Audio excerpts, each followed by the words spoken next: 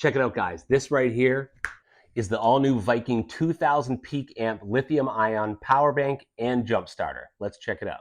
So out of the box, of course, you get the owner's manual and this sweet hard carrying case. And inside, you get a USB charging brick and a pretty long charging cable with a USB-A and USB-C.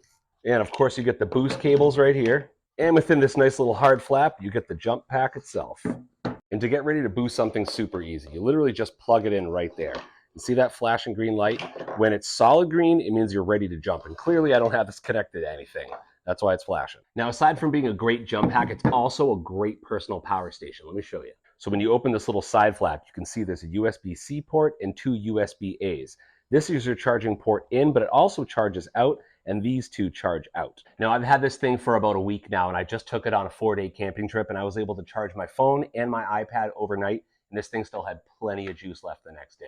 And we're gonna do a charge test on this actually. I got a 100% battery right here, and the iPad has 16%, if you saw that. 16%, and it's 4:03. Let's check back in 1 hour, see what it looks like. All right, it's a little over an hour later, and I got 42% on the iPad and 21% down on the power pack. So now we're a little over 2 hours later, and I'm at 59% on the iPad and only 35% down on the Viking. So those of you that own iPads, you know it takes a lot of juice to charge these things, but basically this thing gave the iPad about a 45% charge, only using 35% of the battery on this. So you can get a full charge on one of these from this guy. And I think for a portable charger, that's really good. Now, Harbor Freight says this thing will get 50 boosts out of one charge. I'm not sure about that. I'm not going to drain my battery 50 times, but I did do this. So I've been waiting for a real world example to use this, and I have one because I'm camping with my family and the battery for my Suburban is dead. See, nothing. And yes, both terminals are still connected. I did not disconnect the battery. All right, I got this thing hooked up. It's at 93%. Let's go around to the truck and see if we can get her to start.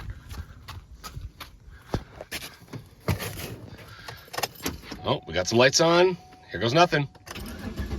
Boom, just like that.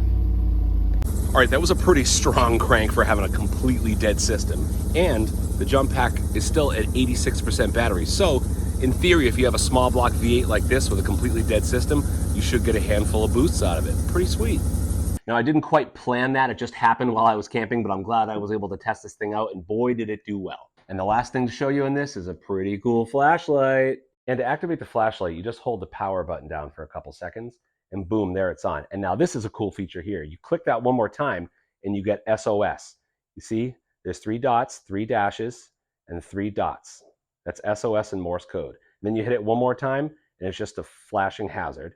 Hit it one more time, and you're back to a solid flashlight. Well, that in a nutshell is the new Viking 2000 peak amp lithium-ion jump starter and power pack. I think it's an awesome buy for $130, something to keep in your trunk where you know it's going to start your truck. As you can see, I started my Suburban effortlessly when it was completely stone cold dead. So this gets a pass. I like it a lot. Hope you guys like my review. Take care.